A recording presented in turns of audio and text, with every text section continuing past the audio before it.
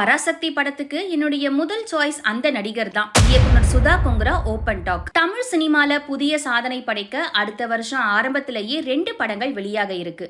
ஒன்னு தளபதி விஜய் நடித்த ஜனநாயகன் திரைப்படம். இந்த திரைப்படம் விஜய் அவர்களுடைய கடைசி படம். இதனால அவருடைய ரசிகர்கள் ரொம்ப ஆர்வமா ஆவலா காத்துக்கிட்டு இருக்காங்க.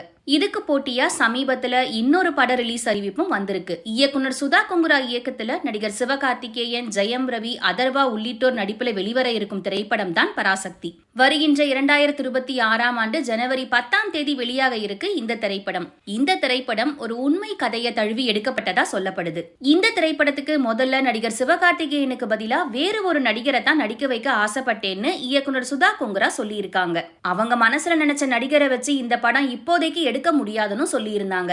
ஆரம்பத்துல இருந்து கடைசி வரைக்கும் இந்த திரைப்படத்துல பல மாற்றங்கள் நடந்ததை நாம பார்த்திருக்கோம்.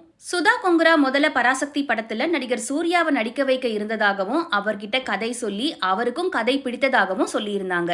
ஆனா ஒரு சில காரணங்களால நடிகர் சூர்யாவால பராசக்தி திரைப்படத்துல நடிக்க முடியாம போனதாலதான் அவருக்கு பதில் நடிகர் சிவகார்த்திகேயனை வச்சு இந்த படத்தை எடுத்ததா சொல்லி இருந்தாங்க.